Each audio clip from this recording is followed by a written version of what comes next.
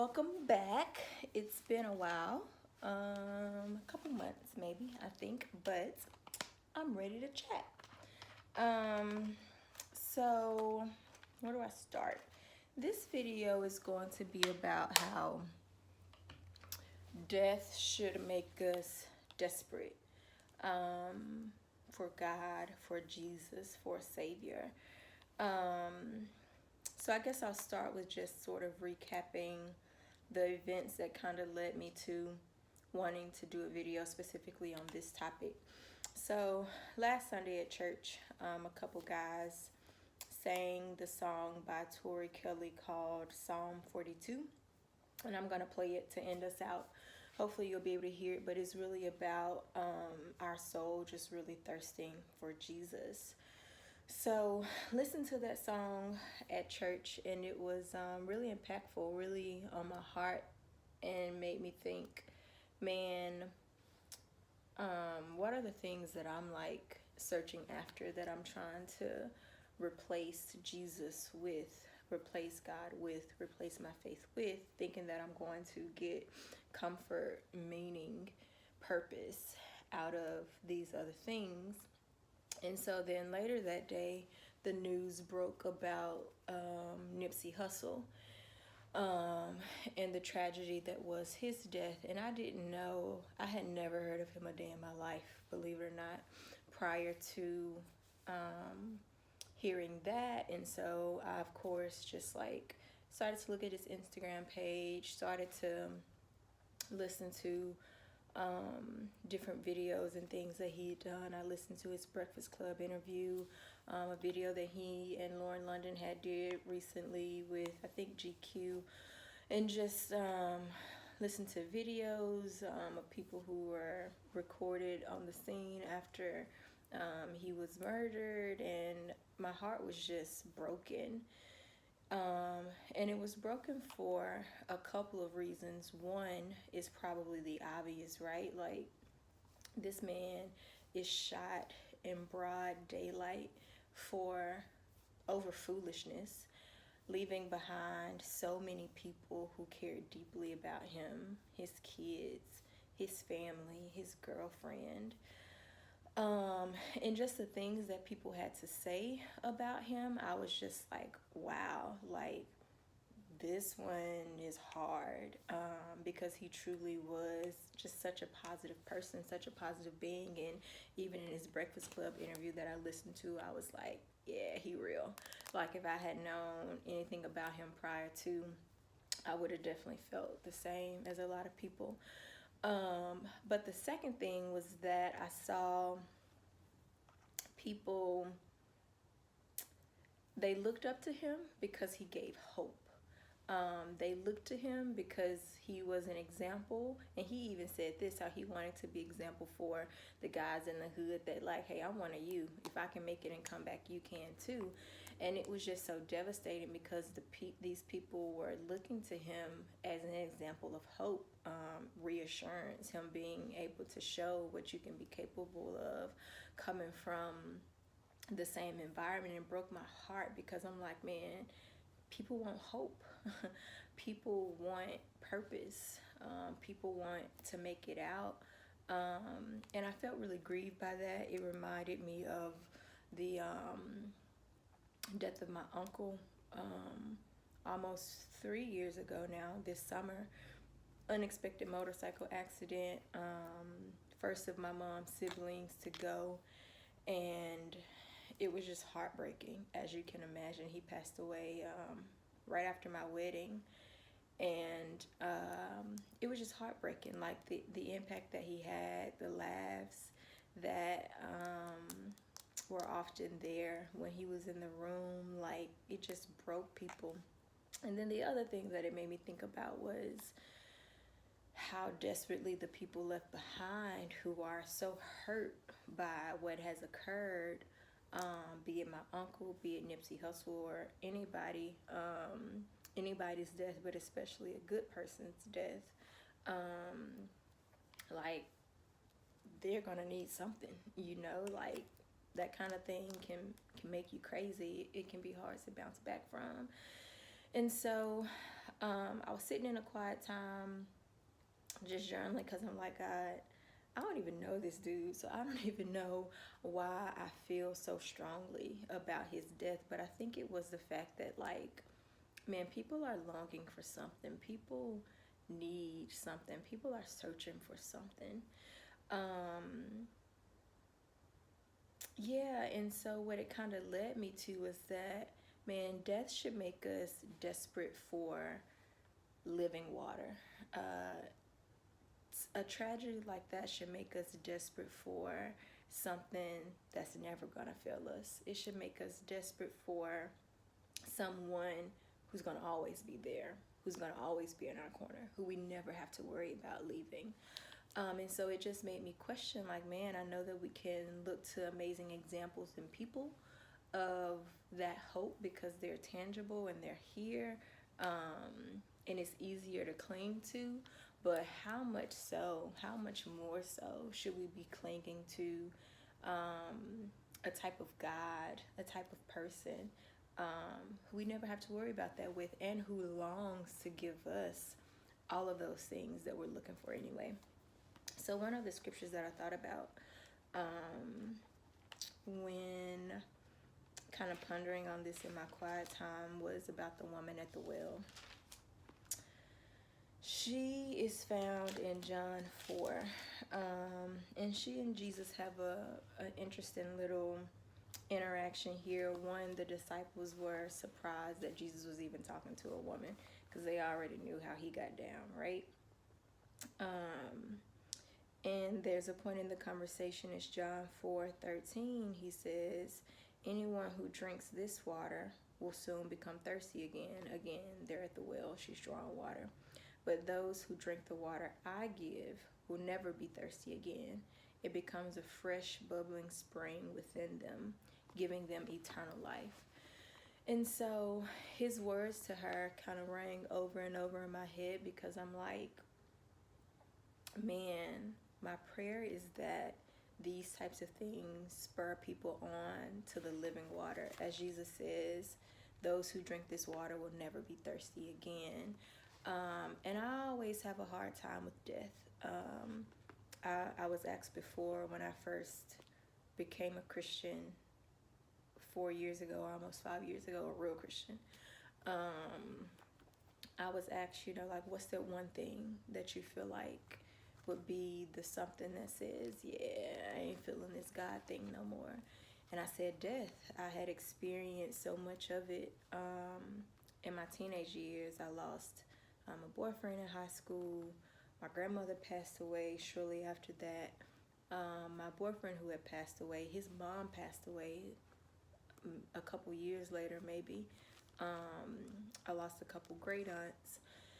And so I was just like, I don't want no parts of that because it sucks. Like, it sucks. And so as I've gained more conviction about that over time, so that when I experience death, it doesn't lead to that, that's what I've come to, is that, like, man, God, if I don't have more of you, if I'm not searching after something that truly satisfies, I can cling to people all day long, and there's nothing wrong with loving people dearly and pouring myself into them. But if I don't cling to that thing that never fades, I'm going to be out of luck when something like that happens and they're no longer here.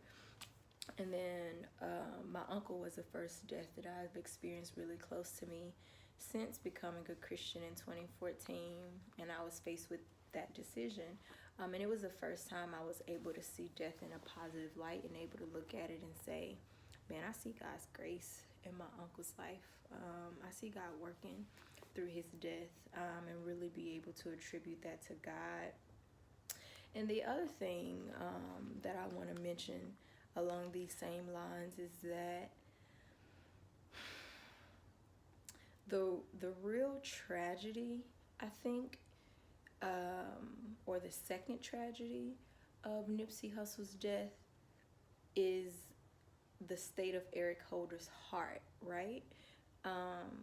Because I think about the fact that we can teach people how to get out the hood.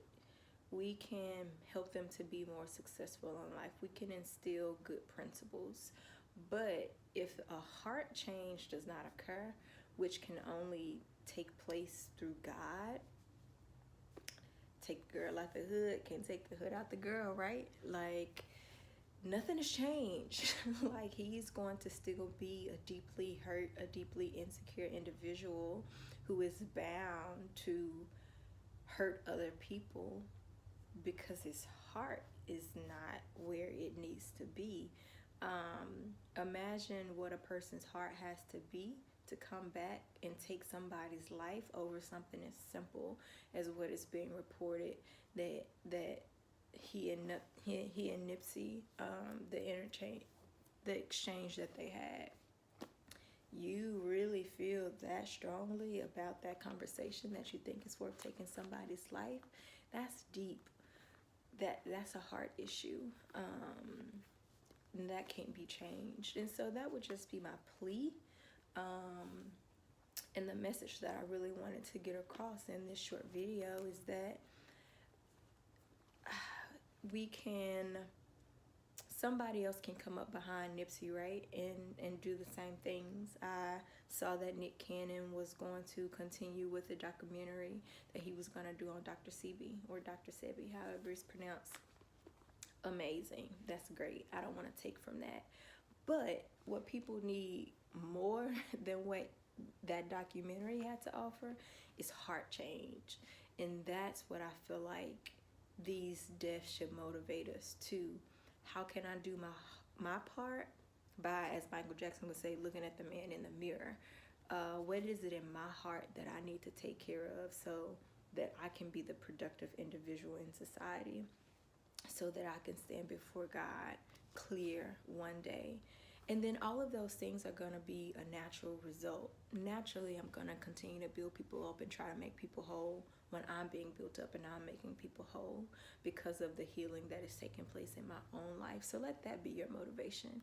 Man, the impact that he had, I want to have, but I can't be effective in that if I'm not taking care of my own heart issues. And if each individual took that upon themselves, we'd be living in an entirely different world. And so I see all the conspiracy theories and all of these different hypothetical reasons why Nipsey may have been taken out. Those could be valid. I don't know. None of us know for sure, for certain. But even if those things are true, there's still a heart issue behind that. Like, if the conspiracy theories were true, if it had something to do with the documentary, what kind of person wants to take somebody out who's trying to do good for people? That's an issue. And for the Black community specifically, I just feel like we got to be reminded that God is a God of justice. When you read about the Egyptians and them coming out of, not the Egyptians, but the Israelites, and them coming out of Egypt, God saw that his people were suffering. God saw that they were being mistreated. He sent Moses down to say, hey, let my people go. You want to be God's people. You want to be someone whose behalf he stands upon. And so we don't have to come up with all of these different ways to fight our own battles, especially if they exclude the God who sees and knows all anyway. So our motivation really should be, how do I get that heart change through God? How do I draw closer to a living well? How do I draw closer to the well that never runs dry, that'll never leave me thirsty, so that we don't continue to find ourselves in the same position over and over again, not knowing where to turn to for the answers. And so with that, I'll play a little bit of the song that really touched my heart. And you all should definitely go check it out. It's Tori Kelly's Psalm 42. I like the live version.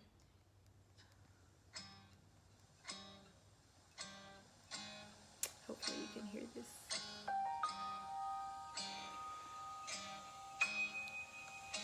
There's a quiet place that gives me peace when I'm alone with you.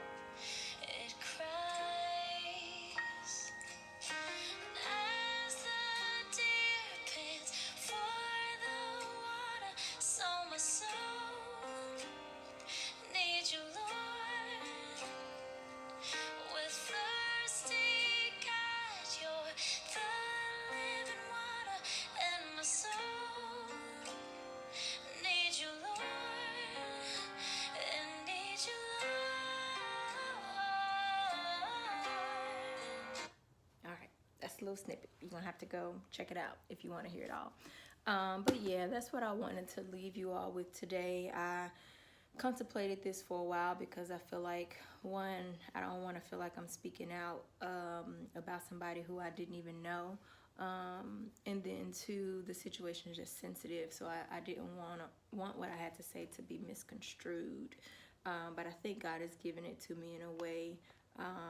Hopefully He has, that you all can hear past any controversial issues that may be implied in what I had to say, and hear the heart that is, what do we do now? We run to the living well, the one that seeks to satisfy. So hopefully you're encouraged, moved, convicted, spurred on in the right direction by this. I'll be praying for you guys. All right, that is it. Until next time, loves.